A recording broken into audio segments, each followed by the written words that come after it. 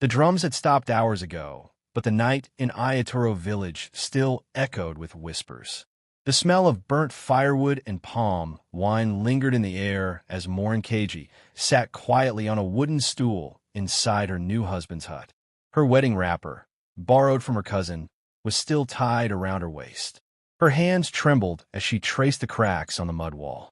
The oil lamp had long burned out, leaving only the silver light of the moon. Her husband, Adigun, had disappeared before dawn, saying he was going to check something by the stream. She had married him unwillingly, a poor palm wine tapper's son with nothing but a leaking roof and a rusty cutlass to his name. Her father, Baba Fagbami, had forced her. Morounkeji, a woman's beauty feeds no one, he had said harshly. You will marry Adigun. At least he's from a good home, even if poverty is his shadow. She had cried, pleaded, even threatened to run away. But no one listened. And now here she was, married to a man everyone called Aligbid Osi, the poor blacksmith's son. But tonight, something was wrong. Morounkeji heard a strange humming sound outside the hut. It wasn't from the crickets or the frogs. It was something deeper. She peered through the small window and froze. Adigun was kneeling in the moonlight. His shirt, torn and dusty, was gone. His bare chest glowed faintly, like embers hiding under ash. He muttered strange words, Yoruba words she couldn't understand, his voice low but powerful. Then the ground beneath him began to shimmer, and a faint golden mist rose around him. Morounkeji's heart slammed against her chest. What is this?" she whispered. The glow brightened, wrapping him like royal cloth. The tattered trousers he wore slowly changed before her eyes, turning into a white, flowing agbada embroidered with gold threads. She gasped and stumbled backward. Adigun opened his eyes. They weren't brown anymore. They glowed with a deep golden light, like fire trapped in a storm. When he spoke, his voice seemed to echo from everywhere. "Morounkeji, you are not supposed to see this side of me. Not yet." She screamed and pressed her back against the wall. "Who are you?" Before he could answer, a loud bang shook the hut door. "Open up in the name of the king," a voice thundered. "Prince Adigun of Iloro, your hiding is over." Morounkeji froze. "Prince?" The door burst open, and 3 royal guards stepped in. Their tunics bore the emblem of a golden lion, symbol of the Awaliko dynasty. They bowed slightly before one of them barked. "By order of the council, you are summoned back to the palace. The king is dying, and you alone can save the throne." Morounkeji's eyes widened. "Prince? You Adigun are a prince." Adigun looked down, shame in his eyes. "It was the only way to live free, Morounkeji. They wanted to use me. But now, they've found me." Before she could speak, the guards grabbed him by the arms. "Let me explain to her," he shouted, but they dragged him toward the door. He turned one last time, his glowing eyes fading into brown again. "Forgive me, Morounkeji. You were never supposed to marry a prince who hides among the poor." The guards pulled him into the night, and the sound of hooves faded down the red, dusty road. Morounkeji stood motionless. The night wind blew through the cracks of the hut, fluttering the old curtain. She sank to her knees, tears rolling down her cheeks. Her husband, the poor man everyone mocked, was a prince in disguise. Hours earlier, before this shocking night, Morounkeji had sat beneath the mango tree behind her father's compound, crying bitterly. Her best friend, Kemi, had tried to comfort her. "Maybe he'll treat you well, Morounkeji me. Poor doesn't always mean wicked." But she had shaken her head. "Kemi, I wanted to marry with love, not pity. Adigun can barely feed himself. How will he feed me?" Kemi sighed. "At least he's kind. Some rich men beat their wives." Morounkeji had looked away. "I don't care. I wanted more out of life." 2 days later, she stood before the elders, forced into a wedding she didn't want. The drummers played, the women sang, and the crowd laughed. Even the children whispered as she walked past. "See her husband, the beggar groom. She's marrying poverty." But Adigun's eyes that day had carried something strange. Calm, deep, almost royal. Now, as she stood alone in the darkness of his hut, her mind replayed everything. The strange calm in his voice, the mystery in his gaze, the hidden strength beneath his quietness. "Prince Adigun," she whispered to herself. "Who are you really?" Outside, the faint sound of a talking drum echoed from afar. Bo, bo, bo, bo, bo, bo, like a secret message carried through the night breeze. Somewhere in the distance, at the palace of Iloro, the throne sat empty, waiting for its hidden heir to return. And Morounkeji didn't know it yet, but her life was about to change forever. The morning after Adigun was taken away, Ayatoro village buzzed like a disturbed anthill. Everyone had a version of what happened. Some said Adigun was possessed by spirits. Others whispered he had stolen from the palace. But the loudest rumor spread by Mama Saad, the village gossip, was that Morounkeji had married a spirit prince. Women fetching water at the stream gossiped so loudly that even the birds stopped to listen. "I said it, oh," Mama Saad declared, her hands on her wide waist. "That man was too quiet to be ordinary. See how his eyes used to shine like fireflies." Another woman added, "and the way he spoke, like someone who went to school in heaven." Poor Morounkeji, the third woman sighed, shaking her head. "Imagine marrying a prince without knowing." Morounkeji ignored their whispers as she passed by carrying her calabash. Her eyes were swollen from crying all night. Her heart felt empty, but her mind was on fire. Prince Adigun, the king's son? She couldn't believe it. The same man who tapped palm wine by the stream and fixed neighbors' hose for free was a royal heir? She muttered to herself. So all the time I insulted him for being poor, I was speaking to a prince? She felt a deep shame sink into her chest. When she reached her family's compound, her father was sitting under the mango tree, sipping palm wine as if nothing had happened. "Papa," she shouted, "do you know what you've done? You forced me to marry a man who turned out to be a prince." Baba Fagbemi looked up, his brows furrowed. "Prince? What nonsense are you talking about? The palace guards came last night. They took him away. They called him Prince Adigun of Ilo." Her father's cup fell from his hand, spilling wine across the sand. "Ormio," he gasped. "Did you say Iloro?" "Yes, Baba. That's what they said." He stood up slowly, his face pale. "Morounkeji, that name is not small. Iloro is one of the oldest royal dynasties in this region. If your husband truly belongs there..." He stopped mid-sentence, fear flashing in his eyes. Morounkeji frowned. "What is it, Papa?" He swallowed hard. "Then your life will never remain the same." Meanwhile, at the grand palace of Iloro, golden trumpets blared as the royal guards escorted Adigun through the massive bronze gates. The palace courtyard was alive with colors. Royal drummers, maidens carrying trays of flowers, and chiefs in rich agbada adorned with coral beads. But the air was tense. Whispers filled the palace corridors. "So the prince is back. After 10 years in hiding. He looks different." Adigun kept his head low as they led him through the familiar marble hallway. His childhood flashed before him. Running through these same corridors as a boy, his mother's laughter echoing in the distance, his father's strict voice during lessons about leadership and loyalty.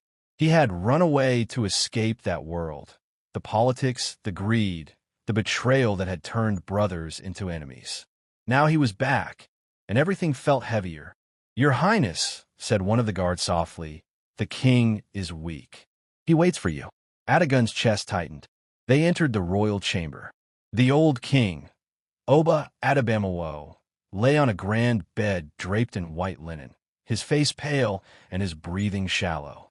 His once fierce eyes now flickered weakly beneath wrinkled lids. "Father," Adigun whispered, kneeling beside him. The old king turned his head slightly, a faint smile appearing on his lips. "My son, you finally returned." Adigun bowed his head. "I didn't come for the throne. I only came because they forced me." The king coughed, struggling to speak. "You may reject the throne, but destiny never rejects you." He placed a trembling hand on Adigun's arm. "The gods showed me your path. You were to find humility, to understand what life is without wealth. That's why you left. But the time has come." Adigun's jaw tightened. "You mean the curse, don't you?" The king nodded slowly. "Yes. The curse that follows our family. Power without peace, riches without joy. You are the chosen one to break it. And that woman you married, the poor village girl, she is the key.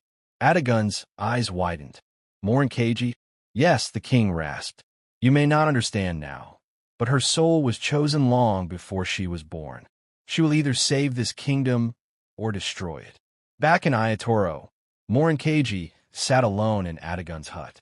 The villagers had stopped by all day to ask questions, but she ignored them all. She touched his empty mat and whispered, Adigun, if you're really a prince, why didn't you tell me? Why hide among us?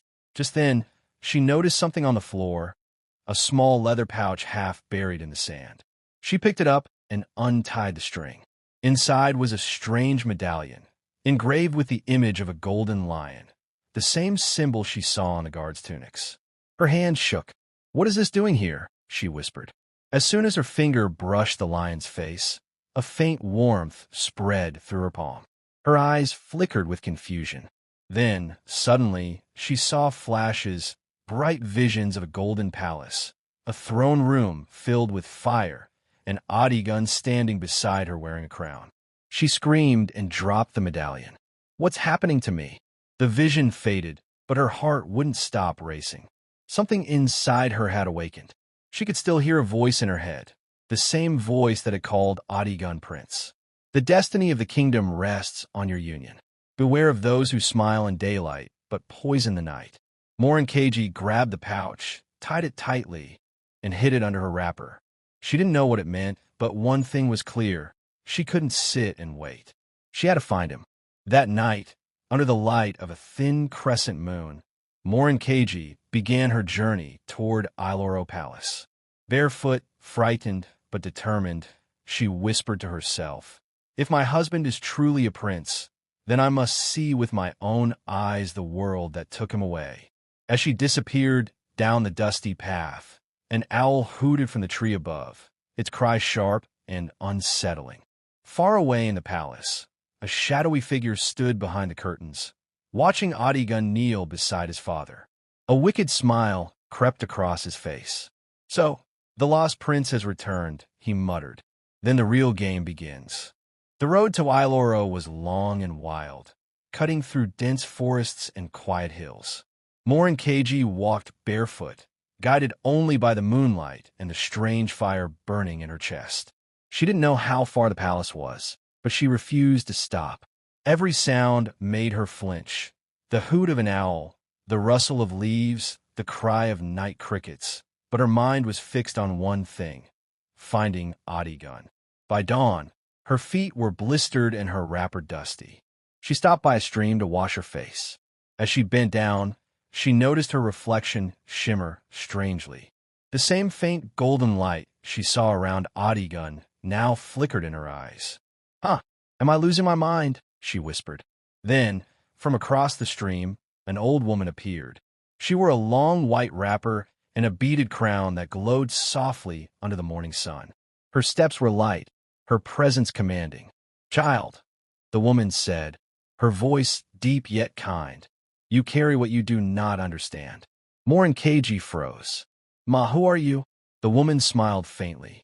Some call me Aya Orin, the mother of destinies. You may call me the Queen Mother. Morounkeji's knees trembled. Queen Mother? From the palace. Yes, she said, crossing the stream without touching the water. I've been waiting for you. Me? But I'm just a village girl. The woman shook her head. No, child, you're more than that. The gods do not make mistakes. You were chosen to walk with the prince, to balance his pride, to heal the wound that has cursed his bloodline for generations. Morounkeji's heart pounded. Cursed? What curse? The Queen Mother sighed deeply. Long ago, the kings of Iloro sought power beyond what was given. They made a pact with the spirits of the Golden River, wealth in exchange for humility. But the kings grew greedy. They broke the oath. Since then, every prince born into the royal line has been doomed to suffer. Rich but restless, powerful but lonely. She stepped closer, her eyes glowing softly. Adigun's father sent him away as a boy to live among commoners, so he might learn the value of life. But Adigun did more than learn. He fell in love. With you. Morounkeji shook her head in disbelief. Love? He never said a word about love. He barely even looked at me. The Queen Mother smiled knowingly.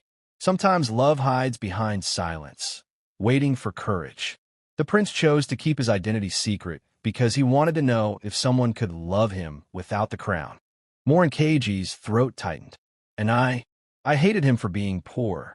That is your test, the old woman said gently. Your heart was tested, just as his was. But now, danger moves faster than love. The king is dying, and the prince's half-brother, Prince Olalir, is planning to take the throne. He has sworn to destroy anyone who stands in his way. Then I have to go, Morounkeji said quickly. Adigun needs me. The Queen Mother raised her hand. Go, but be careful. The palace is filled with smiles that hide daggers. When you arrive, do not say who you are. Watch. Listen. The truth will find you. Morounkeji nodded, tears welling in her eyes. Thank you, Mama. Wait. The Queen Mother reached into her wrapper and brought out a small white cowrie shell. Keep this. When the time comes, it will reveal who speaks truth and who speaks lies. Morounkeji accepted it with trembling hands. May the gods guide me. By noon, she reached the outskirts of Iloro. The city was like nothing she had ever seen. Massive gates of bronze, tall palm trees lining the roads, and people dressed in colorful osso oak bustling through the marketplace. Her heart raced as she approached the palace. The golden roofs sparkled in the sunlight. Guards stood tall at every gate, spears glinting. How do I even get in? She muttered. Then she noticed a group of women carrying baskets of food toward the servants' entrance. Quickly, she tied her wrapper tighter and joined them, blending in as they entered. Inside, the palace walls were covered with carvings of past kings and warriors. The air smelled of incense and wealth. She had never seen anything so grand. But her wonder quickly turned to fear when she overheard two guards whispering near a pillar. They say Prince Adigun has returned. Yes, but the council is divided. Prince Olalir won't let him take the throne easily. I heard he even went to a Babalawo, a priest, to call dark spirits to his side. Morounkeji's stomach twisted. Olalir? Another prince? She hid behind a column as a tall man in a deep purple robe walked past. His steps were slow, confident, dangerous. His face carried the same royal grace she had seen in Adigun, but colder, sharper. That must be him, she whispered. Prince Olalir stopped suddenly, sensing something. His eyes scanned the hallway, and for a moment they met hers. Morounkeji's blood froze. Who are you? He demanded, his voice low but commanding. She quickly lowered her gaze. I'm one of the new kitchen servants, my lord. He studied her for a moment, then smirked. You look familiar. No, my lord, she said quickly, bowing deeper. Very well, he said finally, his voice smooth but laced with suspicion. Be careful where you wander. This palace eats strangers. As soon as he left, Morounkeji exhaled shakily. He saw me. He suspects something. She hurried down the corridor, clutching the cowrie shell tightly. When she reached a quiet corner, she whispered, Please, Adigun, where are you? At that moment, drums sounded from the royal courtyard. She peeked through a window and saw Adigun standing beside the king's bed, surrounded by chiefs and elders. The crown of Iloro rested on a golden stool before him. The chief priest raised his staff. The time has come to crown the true heir. Morounkeji's heart swelled with pride, until she noticed Prince Olalir at the far end of the room, smiling coldly. Just as the priest lifted the crown, a loud crash echoed through the hall. A guard stumbled in, blood on his tunic. The king, he's dead. The entire court gasped. Adigun's face went pale. Prince Olalir's smile deepened. So, he said softly, the throne is empty at last. The drums stopped. The palace fell silent. And as Morounkeji watched from the shadows, she knew one thing. Her husband's battle had only just begun. The drums of mourning thundered across Iloro before sunrise. From the marketplace to the palace gates, the cry was the same. Oba Adabamowo is gone. Women wailed, men tore their wrappers, and even the wind seemed to move slower, heavy with grief. But inside the royal compound, grief had already turned into something darker, fear. Prince Adigun knelt beside his father's still body, hands trembling. The old king's eyes were closed, his face calm, as though asleep. Yet the silence in the room was sharp enough to cut through stone. "Ow!" Adigun whispered. He was still speaking to me moments ago. The chief priest bent to check the king's pulse once more, then looked up gravely. "There are traces of poison in his mouth, Your Highness." A gasp ran through the chamber. "Poison?" Adigun repeated, stunned. Before he could speak again, Prince Olalir's voice rose behind him. "So, the prodigal son returns, and the next morning our father dies? Tell us, Adigun, what did you do to him?" The room erupted with murmurs. "He killed the king. Maybe he wanted the throne quickly. The gods will punish this evil." Adigun stood slowly, eyes burning. "You dare accuse me of killing my own father?" Olalir stepped forward, his robe brushing the marble floor. "You ran from the palace for 10 years, hiding among peasants. You show up out of nowhere, and the king dies in your arms. The people will see what you are." Adigun's chest heaved with anger. "You always envied me, Olalir, even when we were boys." Olalir's smile was cold. "Perhaps, but envy doesn't kill. Poison does." The guards, uncertain, looked between the two brothers. The chief priest shook his head. "Until we consult the oracle, no one must leave the palace." Olalir turned to the elders. "Then lock him in the inner chamber. If he is innocent, the gods will prove it." Adigun tried to speak, but 2 guards seized his arms. "Let me go," he shouted, struggling as they dragged him toward the dungeon. Outside, the crowd had already gathered, hungry for gossip. The lost prince killed his father. So that's why he lived like a beggar. Evil was in his blood.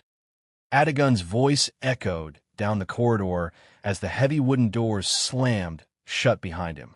Meanwhile, in a quiet corner of the palace, Morounkeji crouched behind a column, trembling. She had seen everything from the shadows. "No," she whispered. "He didn't kill the king. I know he didn't." She clutched the cowrie shell the Queen Mother had given her, praying silently. "Please, if you're truly from the gods, show me the truth." The shell grew warm in her palm. Suddenly, a faint image appeared before her eyes, the vision of a cup of wine being handed to the king the night before. But it wasn't Adigun serving it. It was Olalir's attendant, pouring something dark into the goblet before slipping away. Morounkeji gasped. It was Olalir. She ran through the corridor, determined to find someone who would listen. But everywhere she turned, people bowed to Olalir as he gave calm instructions for the king's burial. No one would believe a strange woman's words. She needed proof. By nightfall, the palace grew quiet again. The moon hung low, and the guards at Adigun's cell had grown tired. Morounkeji waited in the shadows until they dozed, then slipped inside. Adigun sat on the floor, his clothes torn, his face buried in his hands. When she entered, he looked up sharply. "Who are you?" he demanded. "It's me, Morounkeji." He froze. "Morounkeji? How did you? Why are you here?" "I came to find you," she whispered. "They said you killed your father, but I know it's not true." He shook his head bitterly. "The truth doesn't matter here. Only power." She knelt beside him. "Then we'll find the truth together. The Queen Mother told me you're meant to break the curse. Maybe this is how it begins." Adigun stared at her for a long moment. Then he whispered, "You shouldn't have come. It's dangerous." "I don't care." She pressed the cowrie shell into his hand. "This will show you who your enemies are." As soon as he touched it, a faint glow filled the room. The air shimmered, and Adigun saw the same vision she had seen, his half-brother's servant pouring poison into the king's cup. Adigun's jaw tightened. "So it's true. Olalir killed him." "Yes," she said softly, "and now he'll stop at nothing to destroy you." Adigun stood, strength returning to his eyes. "Then we can't stay here. We must reach the shrine of Arumala before dawn. The oracle will expose the truth to the council." Just then, the door creaked. A guard's voice rang out. "Who's there?" Morounkeji turned, heart pounding. The guard stepped in with a torch. When the light fell on her face, his eyes widened. You?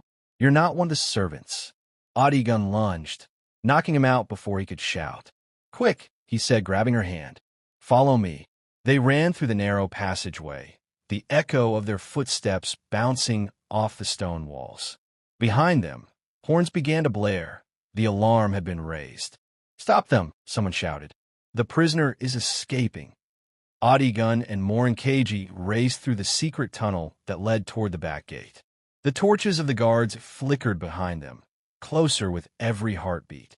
As they burst into the courtyard, a sudden flash of movement caught Morounkeji's eye. A blade gleamed in the darkness. Before she could scream, Adigun shoved her aside. The dagger plunged into his shoulder.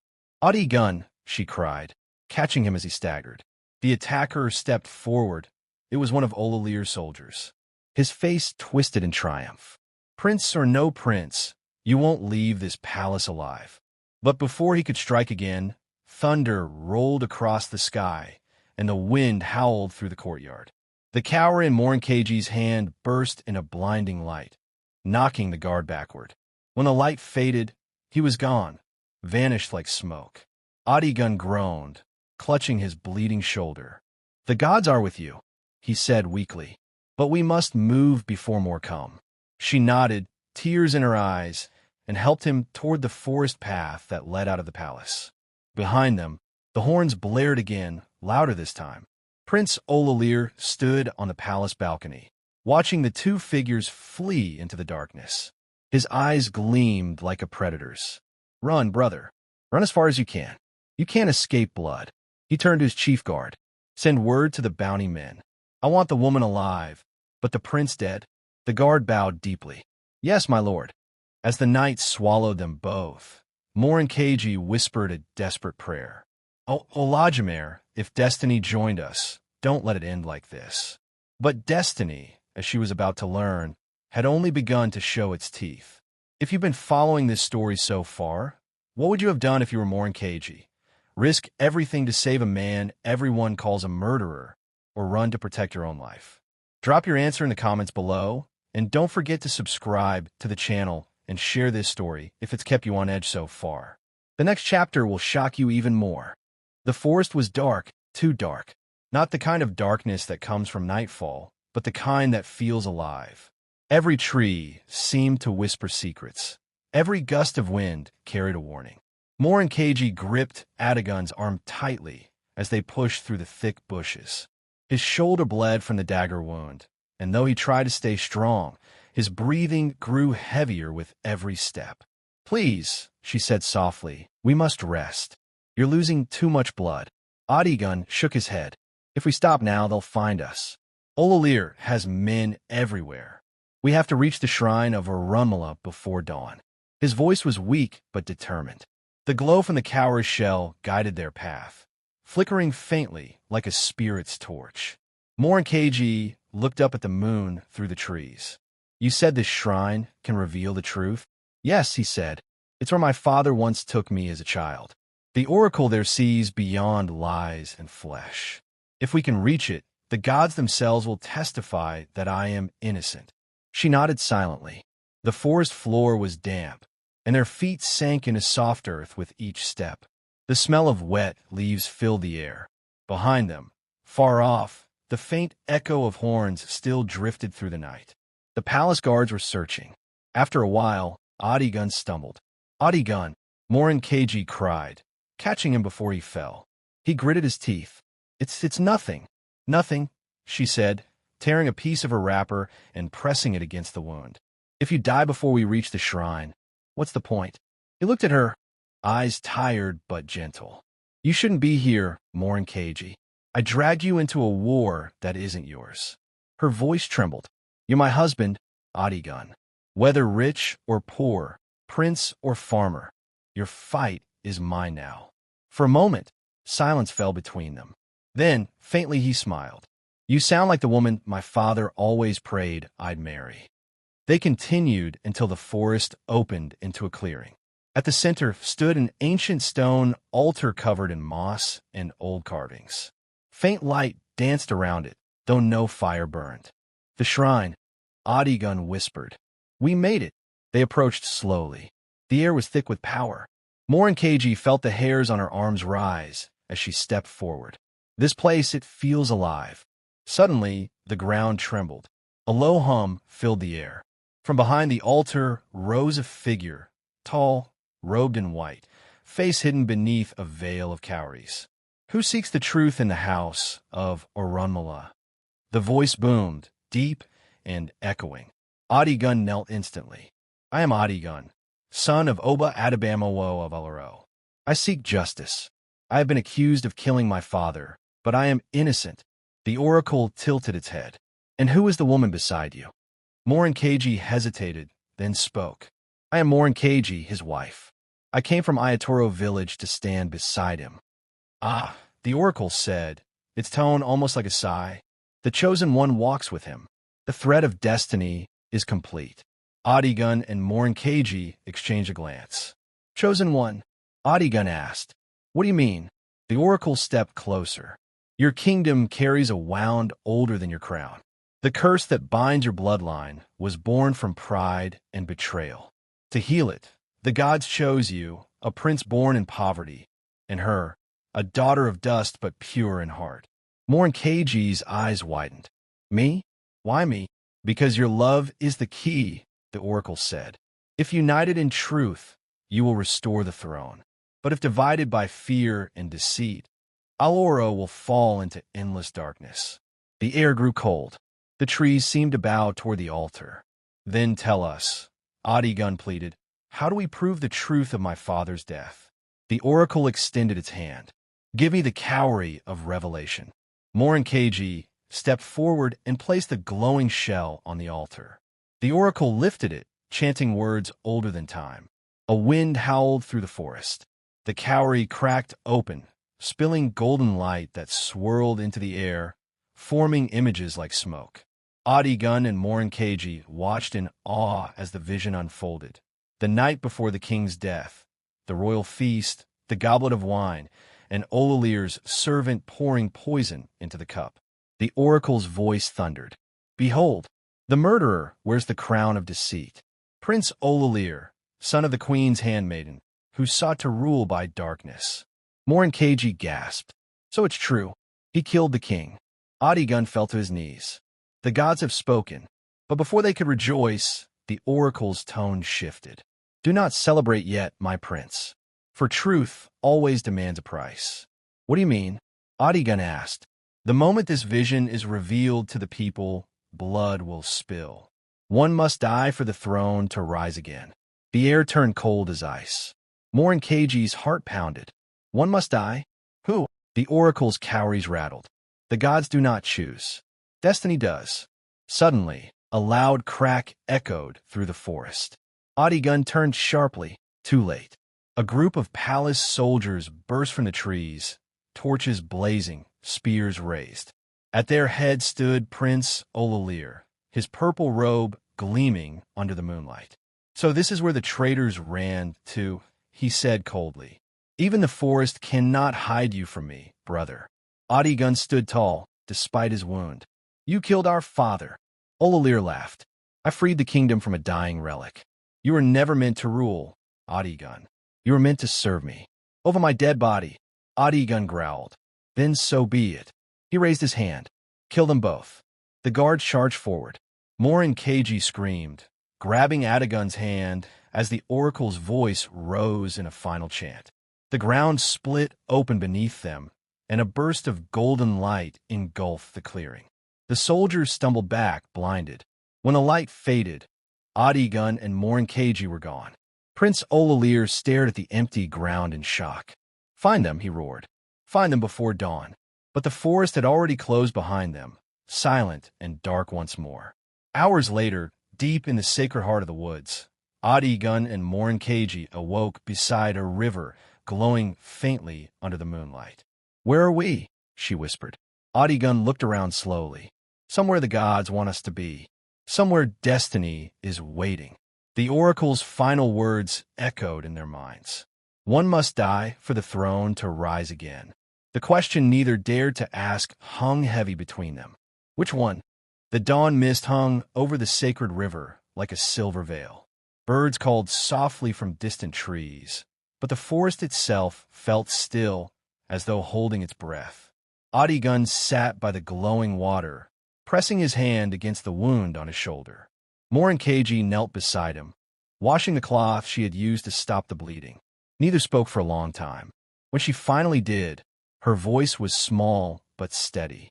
The oracle said, "One must die." Adigun, what do you think that means? He stared into the river's shimmering surface. I don't know, Morounkeji, but I fear the gods do not speak in riddles without reason. There's something deeper, something they haven't told us. She looked down, her hands trembling in the water. Then maybe we shouldn't go back to Ilaro. We can run. Start again. Far from the palace. Far from all of this. He turned to her, eyes soft but resolute. You think I haven't dreamt of that? But if we run, Olalir wins. The people will live under lies and blood forever, and my father's spirit will never rest. Morounkeji sighed, her heart torn. Then at least let me stand beside you. Whatever destiny demands, we'll face it together. Adigun smiled faintly. You always speak like someone the gods themselves listen to. The silence that followed was broken by a low rumble deep within the forest. The river's glow flickered, and a strange wind swept through the trees. The surface of the water rippled and began to form shapes. First waves, then faces. Morounkeji gasped and moved closer to Adigun. What's happening? The ripples rose higher until the glowing water took the shape of a man, tall, regal, draped in ancient royal beads. His face was both familiar and strange. Adigun rose slowly, his voice shaking. Who are you? The spirit's voice was deep, echoing through the forest like thunder. I am Oba Oranian, first king of Ilaro.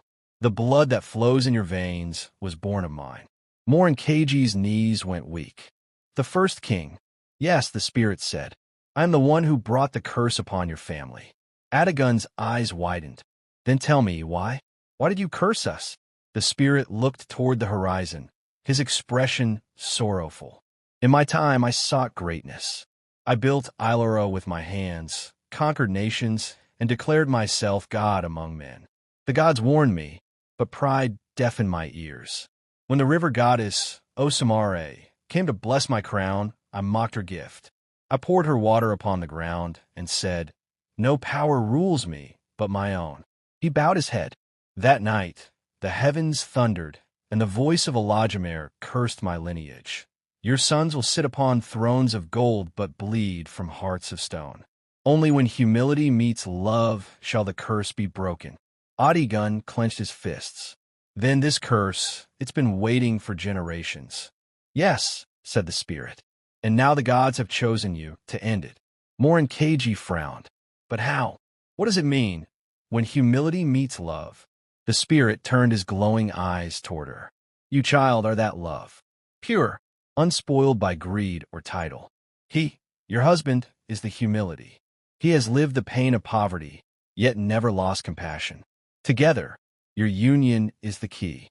Adigun looked at Morounkeji, the realization dawning slowly. So this marriage wasn't by accident. Nothing in destiny is by accident, the spirit replied. But beware, for love and pride cannot share the same crown. The gods demand balance. One must fall for the other to rise. Morounkeji's voice trembled. One must die. The spirit nodded gravely. Yes, the one who chooses to die willingly will restore Ilaro. But if neither does, the curse will consume both, and the kingdom will burn. The words hung heavy in the air. The spirit began to fade, its light dissolving into the river mist. Wait, Adigun cried. Tell us, who must die, me or her? The voice echoed faintly as the water calmed. Only love will know. Then silence. Morounkeji sank to her knees, her face pale. This can't be real. We came here for truth, not death. Adigun placed a hand on her shoulder. Maybe death is the price of truth. She looked up sharply. Don't say that. He smiled weakly. If one life can save thousands, then maybe that's the path I was born to walk. Tears filled her eyes. No, you've already suffered enough. I won't let you give up your life. He brushed her cheek gently. Morounkeji, listen. You brought light into my darkness. Even if I die tomorrow, knowing you stood beside me will make it worth it. Her heart broke hearing those words. She clutched his hand tightly. Then promise me something. Promise me we'll find another way. We'll find a way where no one dies. Adigun hesitated, then nodded. I promise. By sunset, they had built a small shelter near the river. Adigun rested while Morounkeji prepared a small fire. The air was cool, and the forest had quieted again. But just as she placed a pot of herbs on the fire, a strange sound came from the trees. Footsteps. She froze. Adigun, someone's here. He rose slowly, gripping a broken branch like a weapon. Stay behind me. The footsteps grew louder. From the shadows emerged a man in ragged clothes, limping slightly. His face was scarred, but his eyes were kind. Don't fear me, he said softly. I mean no harm. Who are you? Adigun demanded. I am a kin, once a palace guard.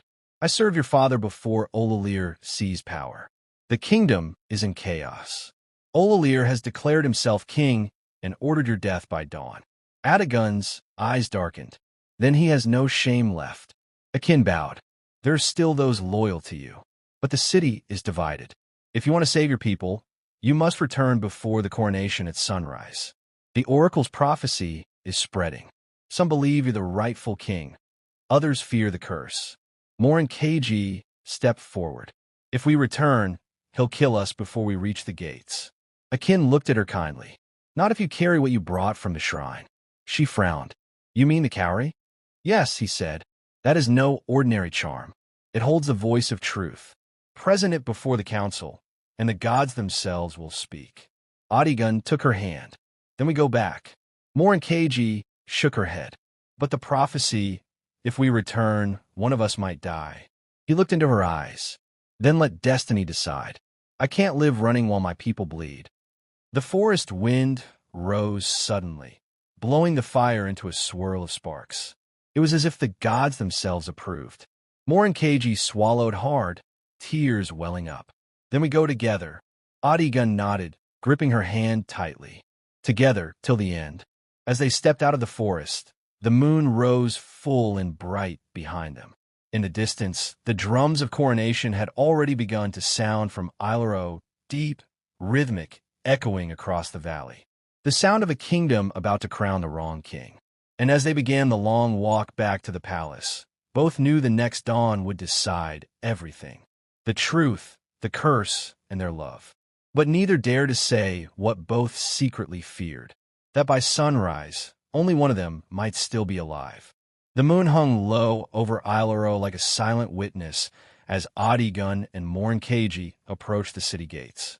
The night was alive with tension, the sound of talking drums, the chanting of praise singers, and the flicker of torchlight bouncing off the palace walls.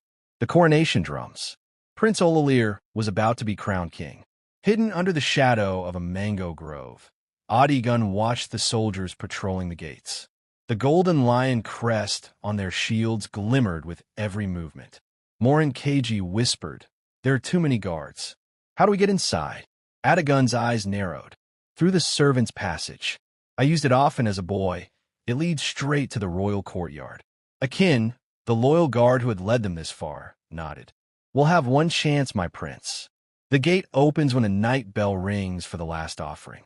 Once inside, we head to the council chamber.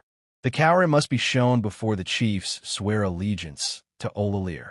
Morounkeji clutched the glowing cowrie close to her chest. Its light pulsed softly, as if aware of the danger ahead. Adigun, she whispered, if something happens to me. He placed a finger on her lips. Don't say that. Nothing will happen. You're not dying tonight. Not while I still breathe. She nodded, though her heart was trembling. When the bell finally rang, they moved like shadows. Akin led the way, signaling when the guards turned. They slipped through the servants' gate and into the narrow passage that wound beneath the palace walls. It smelled of old earth and candle wax, but Morounkeji's pulse quickened with every step. They could hear the muffled echo of the coronation above them, drums, chanting, and Olalir's name being hailed by the crowd. Then, the passage opened into the royal courtyard. Adigun stepped into the moonlight, his eyes scanning the familiar ground. "It feels strange," he murmured. "This place was once my home. Now it's my battlefield." Morounkeji's voice was barely a whisper. "Then let's end the war." They crept toward the great hall, where the council of chiefs was gathered. The sound of ritual drums grew louder. Inside the hall, the atmosphere was heavy with incense and deceit. Olalir stood proudly before the golden throne, dressed in full royal regalia, a purple agbada lined with coral beads. The chief priest stood beside him, crown in hand. "By the authority of Oro," the priest declared, "we crown Prince Olalir, son of—" "Stop!" The voice rang through the hall like thunder. Every head turned. The doors burst open, and Adigun strode in, his white robe stained with blood but his presence glowing with power. Gasps filled the room. "Prince Adigun! He's alive! The gods have returned him!" Olalir's face darkened. "So the ghost finally walks." Adigun's voice was steady. "I'm no ghost. I'm the rightful son of Oba Adabamawo, and I've come to expose the one who murdered our father." Chaos erupted. Chiefs murmured. Guards shifted uneasily. Olalir laughed coldly. "Accusations again? Do you have proof, or are you still chasing spirits in the forest?" Morounkeji stepped forward from behind Adigun, her wrapper dusty, but her eyes blazing with courage. "We have proof." Olalir's smirk faltered when he saw her. "The peasant girl? You dare bring a stranger into royal matters?" "She's not a stranger," Adigun said firmly. "She's my wife, and the gods chose her to reveal the truth." Whispers rippled through the hall. His wife? A commoner? The prince married a village girl? Olalir sneered. "A disgrace. You've shamed the bloodline with your foolish love." Adigun took a step closer, his voice low but commanding. "The gods said only love and humility could break our curse. And today, that love will also break your lies." He turned to Morounkeji. "Show them." She lifted the cowrie high above her head. Its light flared so bright the entire hall gasped. The drums fell silent. The cowrie cracked open, releasing a golden mist that swirled into the air.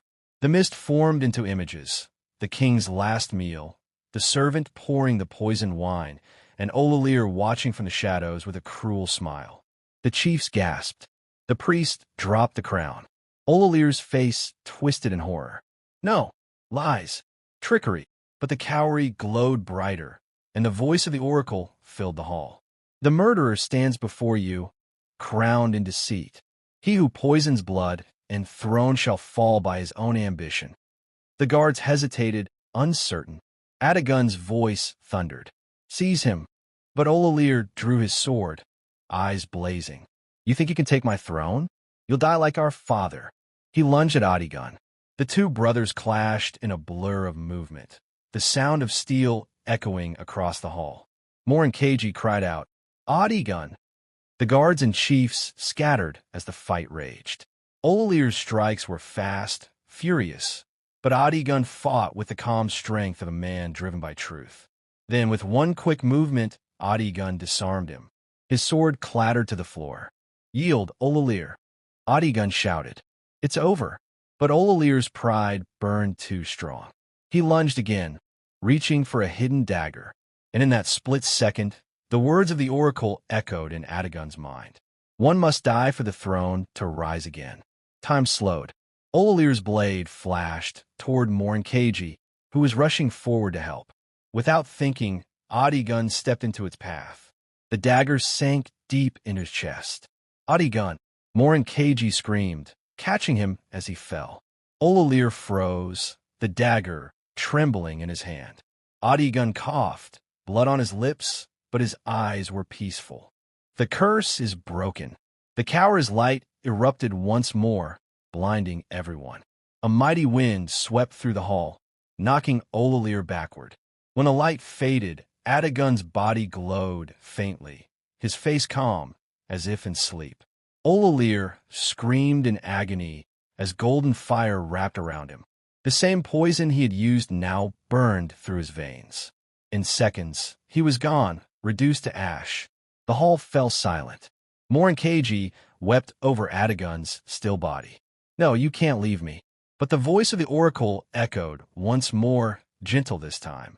"When humility meets love, the curse shall die, but love never truly dies." The cowrie rose from Morounkeji's hand and hovered above Adigun's heart. It split open once more, spilling golden light that surrounded him. Slowly, miraculously, he began to breathe again. Gasps filled the hall. Morounkeji's tears turned to laughter. "Adigun." He opened his eyes weakly and smiled. "Seems love won't let me go." The chiefs and elders fell to their knees. The chief priest lifted the crown. "By the will of the gods, Adigun, son of Adabamowo, rightful heir of Alaro, rise as our king." The drums roared to life once more, this time not in mourning but in triumph. Morounkeji helped him to his feet as the crown was placed upon his head. The golden lion crest gleamed brighter than ever before. Adigun turned to her and took her hand. "From this day, Alaro shall know peace, and no woman will ever be called too lowly to stand beside a king." The people cheered, but somewhere deep within the hall, behind the golden pillars, the faint voice of the Queen Mother whispered to herself, "The gods have smiled upon Alaro again." Yet every blessing leaves a shadow, and as the night gave way to dawn, Morounkeji couldn't shake the feeling that destiny wasn't finished with him yet. Viewers, if you've been following this far, what do you think of Adigun's sacrifice? Could you give your life for love and truth? Comment your answer below, subscribe for the next chapter, and share this story with someone who believes that love can conquer anything, even curses. The kingdom of Alaro had never seen a dawn like this one. The golden sun broke through the clouds, bathing the palace in warm light, and the drums of victory echoed across the land. The streets were alive, traders, drummers, dancers, all chanting one name. "Kabiyisio, Oba Adigun, long live the king." Children ran barefoot through the market square, waving palm fronds. Women sang, their wrappers tied high as they danced with joy. For the first time in years, laughter returned to Alaro. But inside the royal palace, peace came with its own shadows. Adigun sat on the throne for the first time, the crown of his fathers resting heavily on his head. The great chiefs stood before him in two lines, their faces full of admiration and quiet judgment. The oldest chief, Baba Ogundiel, stepped forward. "Kabiyesi," he said in a deep voice, "the gods have chosen wisely.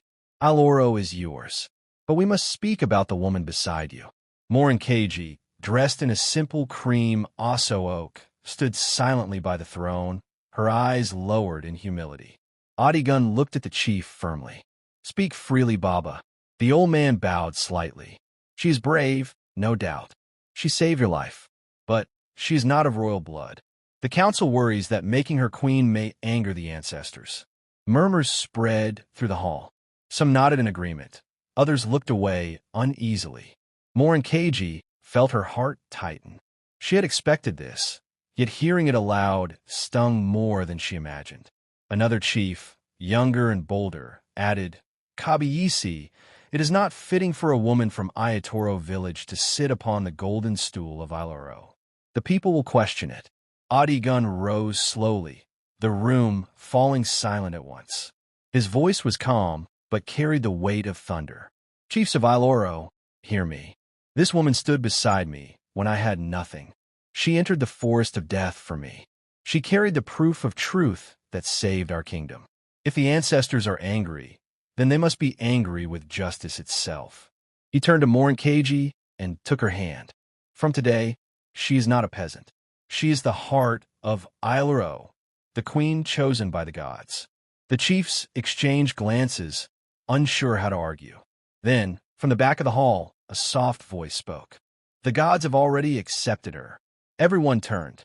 The Queen Mother stood there, dressed in white, her staff glowing faintly. The council bowed instantly. She smiled faintly at Morounkeji.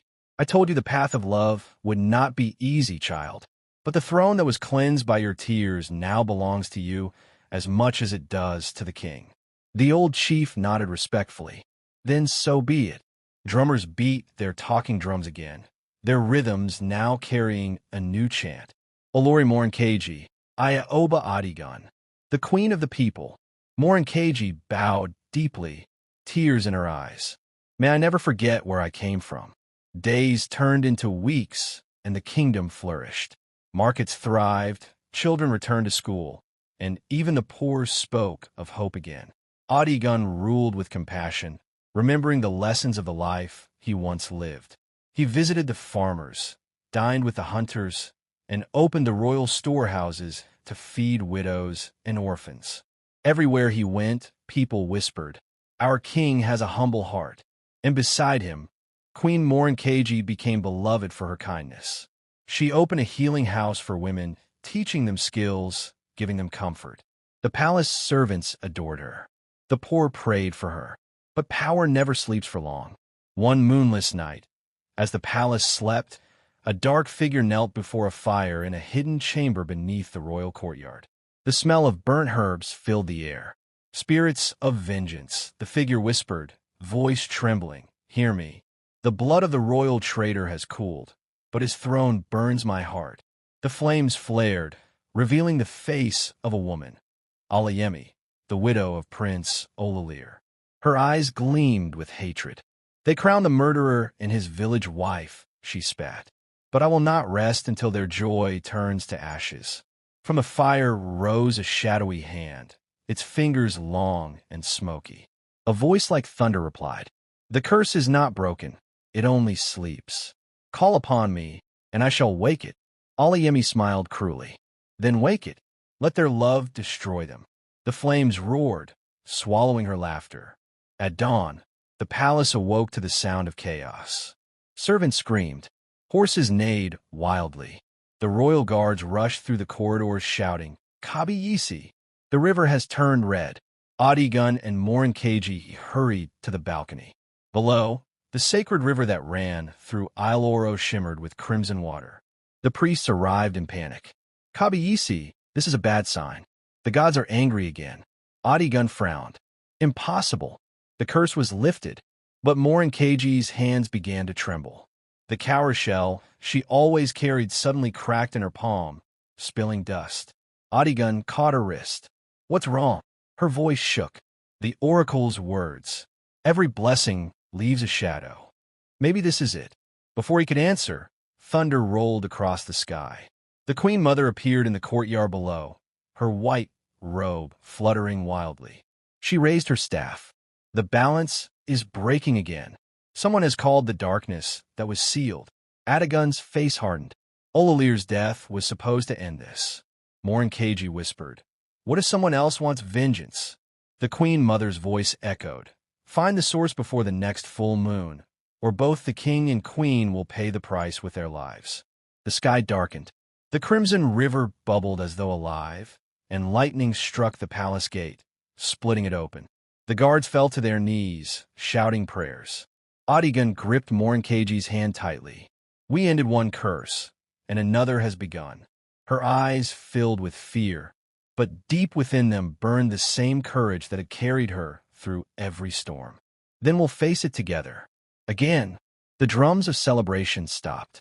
A new rhythm began, slow, haunting, like the heartbeat of a kingdom under threat. And as night fell once more on Iloro, the shadows of vengeance crept back into the land. What would you do if peace suddenly turned into danger again? Do you think Queen Morounkeji will survive this new curse? Drop your thoughts in the comments below, and don't forget to subscribe, share, and follow for the next thrilling chapter of this African folktale. The Red River flowed like blood through Iloro. By the next morning, word had spread beyond the palace walls. Fishermen found dead fish floating downstream. Farmers said their yams rotted overnight, and children who drank from the river fell sick. The people trembled in fear. Whispers returned to the markets, the same kind that once filled the air before the fall of Oba Adibamawo. The gods are angry again. The curse has returned. Maybe the queen brought it back. At first, Adigun dismissed it as panic, but when the royal well turned red that afternoon, even he could not deny the truth. The council of elders gathered in the great hall, their faces pale.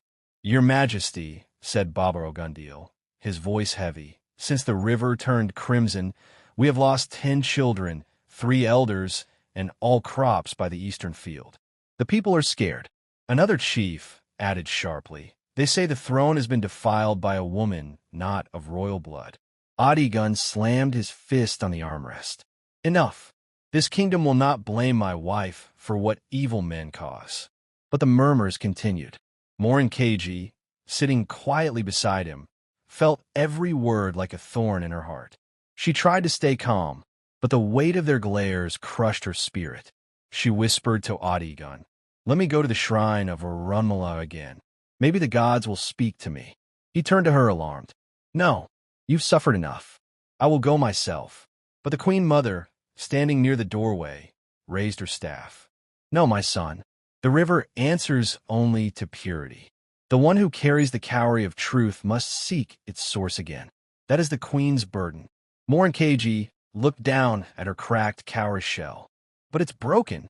The Queen Mother's eyes glowed faintly. "Its light may fade, but its power remains.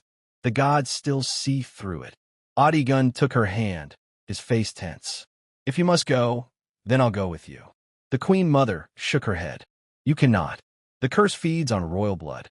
If the king enters that river, his heart will stop before sunset." The hall fell silent. Morounkeji's voice was steady but soft. "Then I'll go alone." Adigun's grip tightened. "I can't let you." She looked into his eyes. "You swore we'd face destiny together. Let me do my part now. For us. For the kingdom." He stared at her for a long moment, then nodded slowly. "Then go with my blessing, my queen. But remember, you carry my life with you." Before dawn, Morounkeji dressed in plain white cloth, her hair tied back, her feet bare. The Queen Mother met her at the palace gate. "The river no longer welcomes the living easily," the old woman warned. "Take this." She handed Morounkeji a small gourd of sacred oil. "It will protect you from the shadows that dwell beneath the water." Morounkeji bowed. "I'll bring peace back, Mama. I promise." The Queen Mother's gaze softened. "The gods favor courage, but they test it hardest." The path to the river was silent. Mist clung to the trees, and even the birds refused to sing. The once clear water now pulsed red like a living heart. Morounkeji knelt at the bank, opened the gourd, and poured the oil into the water. Instantly, the crimson surface shimmered, and a deep voice rose from beneath. "Why do you disturb the river of vengeance, child of dust?" She steadied her voice. "I am Morounkeji, Queen of Ilaro. The river runs red again. I've come to beg the gods for mercy." The water rippled violently. "Mercy," the voice thundered. "Your kingdom's hands are stained with betrayal. One of your own calls upon me still." "Who?" she cried. "Who dares?" The water began to twist and form shapes. Faces appeared, villagers, servants, soldiers, until one solid form emerged. Alayemi, the widow of Prince Olalir. Her eyes glowed with fury. "You?" Morounkeji gasped. Alayemi smiled darkly. "Did you think you could erase my husband's name and live in peace? You took his crown, his glory, and now you'll drink his curse." "The gods judged him," Morounkeji shouted. "He killed his own father because your husband made him desperate." Alayemi hissed. "He died screaming, and I swore I'd make you feel that same pain." The water rose higher, wrapping around Alayemi like armor.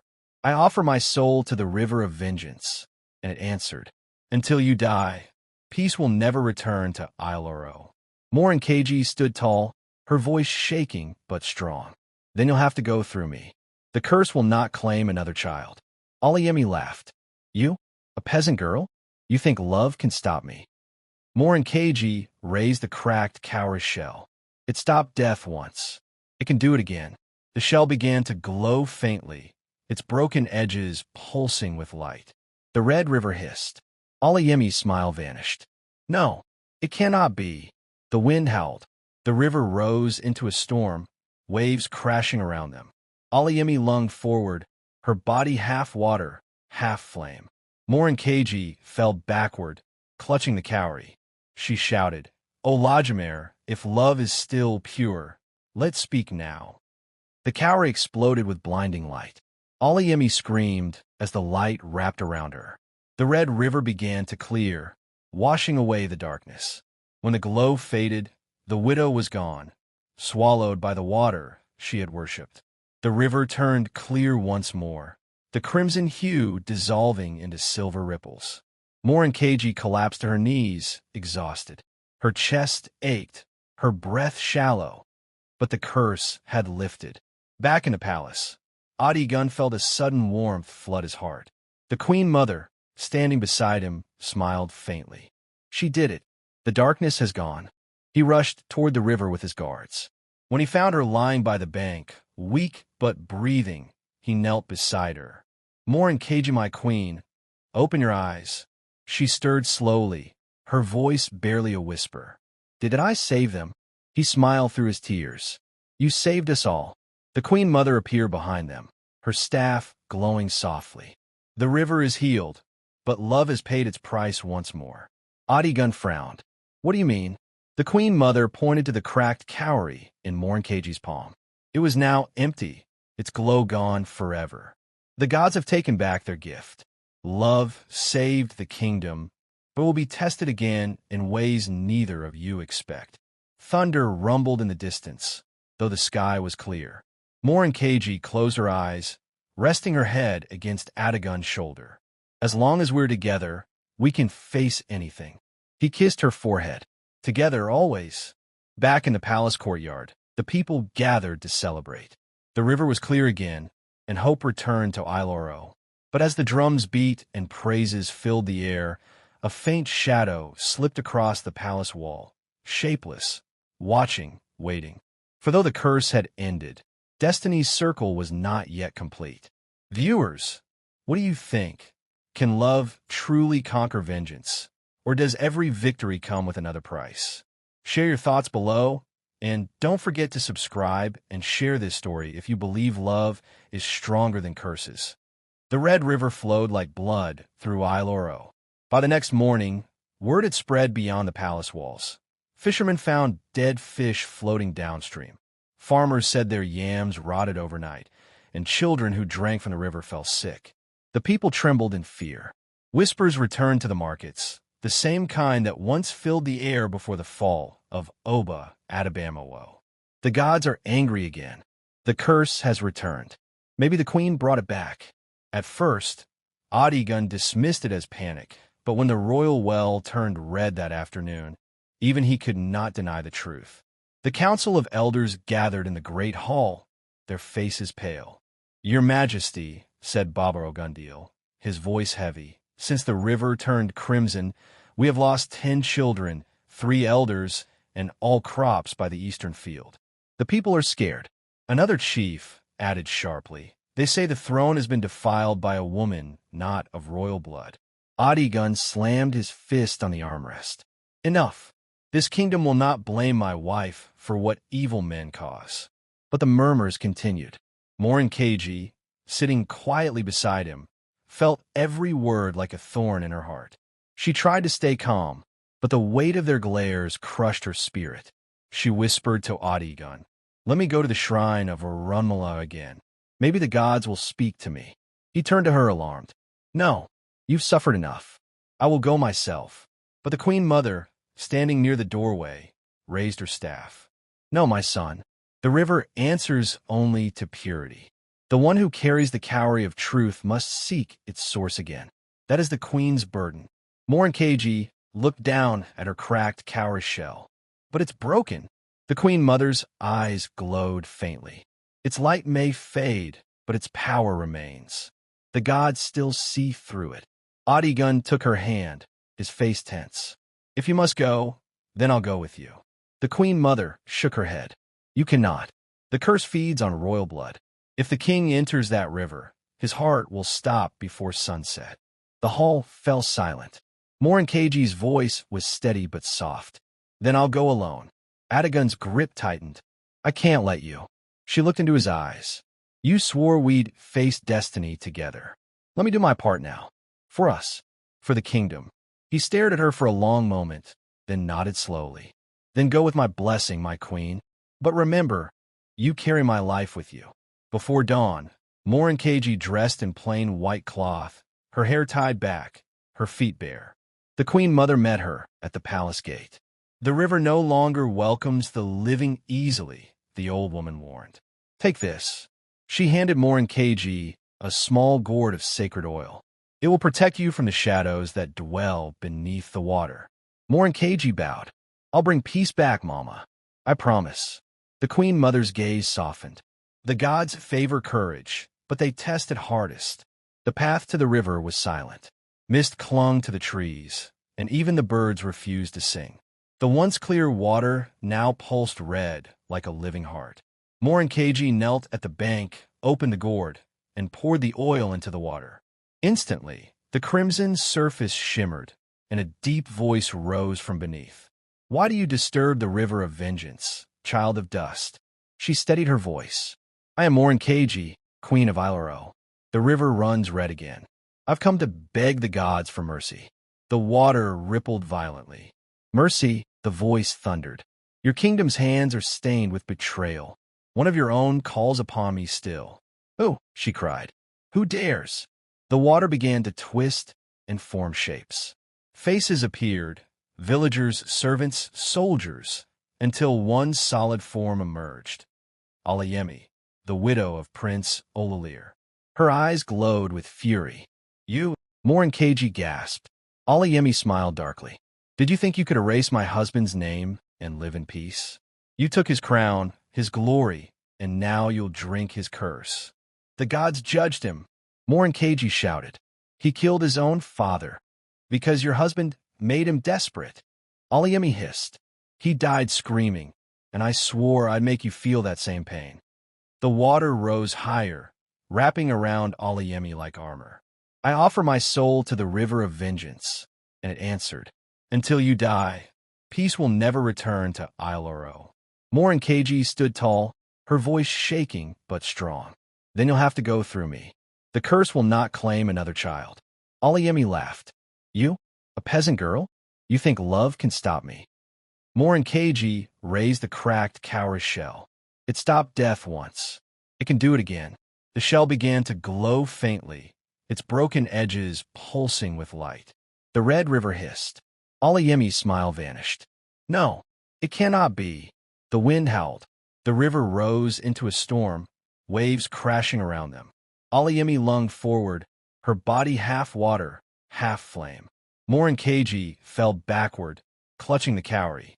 She shouted, "O Lajimere, if love is still pure, let's speak now." The cowrie exploded with blinding light. Alayemi screamed as the light wrapped around her. The red river began to clear, washing away the darkness. When the glow faded, the widow was gone, swallowed by the water she had worshipped. The river turned clear once more, the crimson hue dissolving into silver ripples. Morounkeji collapsed to her knees, exhausted. Her chest ached, her breath shallow, but the curse had lifted. Back in the palace, Adigun felt a sudden warmth flood his heart. The queen mother, standing beside him, smiled faintly. "She did it. The darkness has gone." He rushed toward the river with his guards. When he found her lying by the bank, weak but breathing, he knelt beside her. "Morounkeji, my queen, open your eyes." She stirred slowly, her voice barely a whisper. "Did I save them?" He smiled through his tears. "You saved us all." The queen mother appeared behind them, her staff glowing softly. "The river is healed, but love has paid its price once more." Adigun frowned. "What do you mean?" The queen mother pointed to the cracked cowrie in Morounkeji's palm. It was now empty, its glow gone forever. "The gods have taken back their gift. Love saved the kingdom, but will be tested again in ways neither of you expect." Thunder rumbled in the distance, though the sky was clear. Morounkeji closed her eyes, resting her head against Adigun's shoulder. "As long as we're together, we can face anything." He kissed her forehead. "Together always." Back in the palace courtyard, the people gathered to celebrate. The river was clear again, and hope returned to Iloro. But as the drums beat and praises filled the air, a faint shadow slipped across the palace wall, shapeless, watching, waiting. For though the curse had ended, Destiny's circle was not yet complete. Viewers, what do you think? Can love truly conquer vengeance? Or does every victory come with another price? Share your thoughts below, and don't forget to subscribe and share this story if you believe love is stronger than curses.